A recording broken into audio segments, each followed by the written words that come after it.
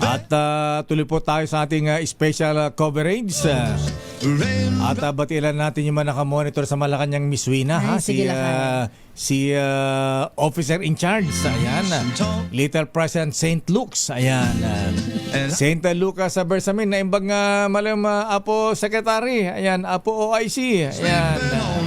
At siyempre kasama si DAR Secretary Conrado Estrella III at Secretary Boying Remulla. Ayan. Bakape-kape lang sila dyan. Ayan, Jomar, ha? Ayan. Maindo ba yung kape natin dyan? Padaan ka namin ng kape mula sa coffee drop ni Kuya Jong Francisco.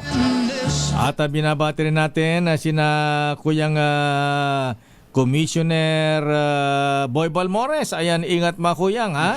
Kuyang Bricks Quejada. Oy, Judge Berna Cabiles sa Torneros. Kuyang Bernie Cabiles dyan sa Cavite. Ingat-ingat, ha? Engineer Sani Mondejar mula sa Iloilo. Rona Naidas dyan sa Cavite. At si Kuyang Robin Go dyan sa Muntinlupa. Pero habol mo natin ang report mula kay Edwin Duque, ha? Ayan, update po sa nagtapo ang bangkay mula po sa yung anong sasakyan yan, expander, Mitsubishi expander ba? Lakay, oo. Yung nahulog sa creek Sa ba yan? creek? Sa may Caloocan. Meron pong namatay dyan at merong nawawala. Ayan, ilan ba ang sakay dyan, Edwin? Bakit na magpaalam-alin natin update mula kay RH number 23. Mula sa Caloocan, Edwin Duque, please come in. Edwin. Mayor Deo, sa kabila ng kasagsagan ng ulan, hindi tumigil yung Caloocan Disaster Risk Reduction and Management, ang PNP at ang DPSTF. Kaya na-recover itong bangkay ng isang Ricardo Baclao, 60 years old, at ito'y driver ng kanyang boss na nakatira ngayon sa Package 9 sa Block 143 sa Barangay 1760 Bagong Silang, Caloocan City. Asan yung video mo? Ba't wala? Ito yung na kagabi, Mayor Deo, ng Mitsubishi Expander Black na may plakang NFP 4229 na nakarehistro sa pangalan nitong kanyang boss na hanggang ngayon ay nahanap pa. Ito si Rebecca Tingson na taga Doña Aurora Bridge at Sampaloc Street, Barangay 178 sa Camarin, Caloocan. Ito'y na-retrieve ito ng CCDRMO at Substation 10 ng Caloocan Police. Kasama rito mga Scan International volunteers na nagsagawa ng rescue operation at alas 10 kaninang umaga. Alas 10 ay natagpuan itong bangkay na nagbiktima sa River Creek at Congressional Model Subdivision, Barangay 175, Camarin, Caloocan. Edwin. Ito'y patuloy pa rin yung nasagawang yes, Mayor. Itong namatay yung driver o pasahero? Yan yung driver, Mayor. Driver. Itong si Rebecca Andrade Dingson. Teka, babae yung driver? Babae ito? Babae yung boss niya.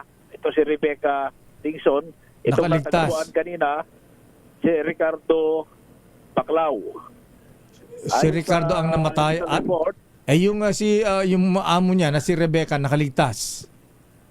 Yun ang hinahanap pa rin. Nawawala ito, Lakay. Nawawala. Okay. Oo.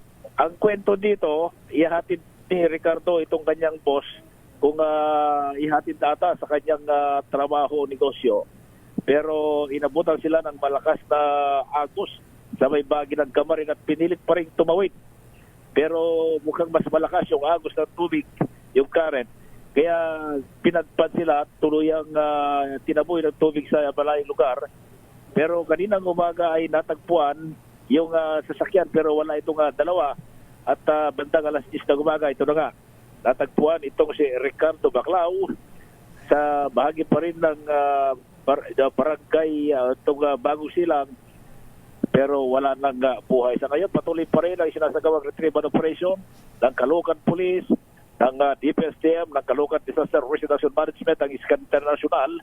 Baka sakaling makita nila. Dahil sa ngayon, Mayor, napakalakas ng bugso ng ulan at yung mga ilang lugar na imbis na tumila na kanina, abay, unti-unti na namang nagkakatubig at naipon yan na posibleng magpapabaha naman doon sa mababang lugar. So dito sa bahagi ng Panghulo at inikot din kanina, alos humupa na yung bahagi ng Baysilo. Pero nung ikutan natin uli, dahil doon sa lakas ng ulan, nasa halos mga 20 to 30 minutes, abay bumalik yung lampas tuhod na tubig. Napakabilis. Dahil yung tubig na unang naipon, imbis na pasubside, naragdagan uli ng malakas na ulan.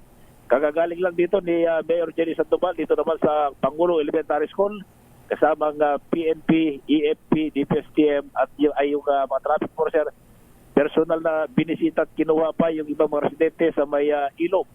Yung ilog at tawag dito sa ilog dito sa likod ng eskwelahan para i-rescue, para dalhin sila dito sa national o dito sa elementary school ng Pangulo Malabon. Okay nga Kaya ron. update natin, bahagi pa rin ng kamalabat ng nasurang insidente. RS-23, and rito kinagulat sa Disarez, una sa Pilipinas, una sa Pilipino. Maraming salamat, Noche Kaka. Noche Kaka. Edwin Duque.